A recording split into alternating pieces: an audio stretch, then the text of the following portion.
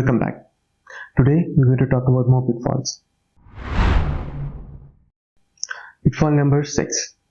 Visual thinking and compounding effect. While these are two different terms, in the context of relationships, they are totally related. So what is visual thinking? How does that happen?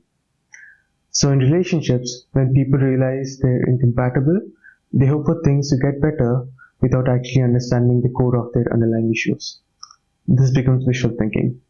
And visual thinking acts as a fuel for incompatible relationships to stay intact. The result of this turns out to be the compounding effect.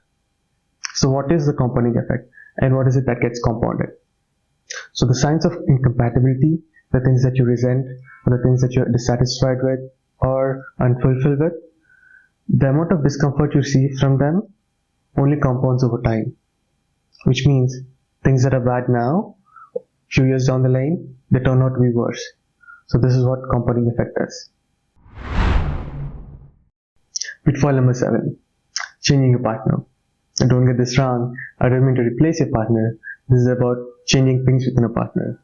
And this is a very common phenomenon that we all see. Ideally, people should find somebody that is built and ready for them. But oftentimes, people, even though they know that things don't fit in, they enter into relationships hoping that their partner would change for them. This is another huge misconception that people change for other people. And this job of changing a person could take you down a different spiral. So the truth is, people change only when the change comes from within. It cannot be forced.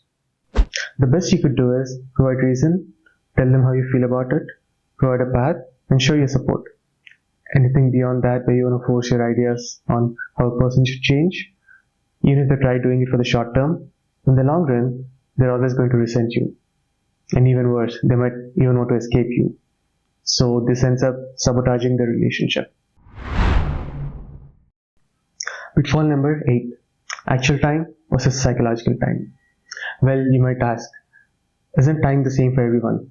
We all have 24 hours in a day and 365 days in a year. Well, that is true of the actual time. But each person has their own way of processing time in their minds. And this mainly depends on the emotions they are feeling. During setbacks from relationships, the way the mind processes time becomes even slower.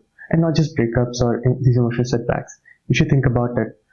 Of the times when you are in elevated moods, maybe at a party, where you must have had this experience that, the party was over really quick and the time passed by really quick. And that is because you were emotionally engaged and lost track of time. Well, parties end in a day, but these emotional setbacks from relationships, they could last much longer. So you could easily fall into a time trap where you lose track of things.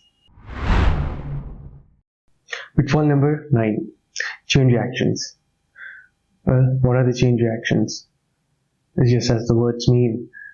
So when people, they're going through a breakup, their brains would want to immediately restore their happy state of mind. And for this, the closest that they can do is to enter a new relationship. Remember, at this point, they did not heal from their breakup yet. And so, the emotional patterns of their old relationship are still very much alive. And if that new relationship doesn't meet the emotional patterns and expectations of your relationship, the brain is going to register that as pain and dissatisfaction. And this is where that new relationship is going to end. So, if they don't heal from their breakup, this could become a never-ending spiral of unfulfilling relationships. Pitfall number 10. Hidden scripts. Are you somebody that writes hidden scripts for your partner? What do they mean? So, when people have difficulty expressing their emotions or expressing what they want from the partner, be it love or their need to be prioritized, they subconsciously design hidden scripts.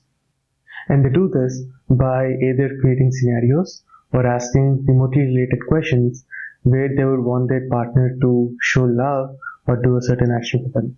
Oftentimes, it becomes difficult for the partner to take these clues and act accordingly. And this further impacts the relationship. Your exercise for today. Are you stuck in wishful thinking? Can you think of the times where you felt the compounding effect?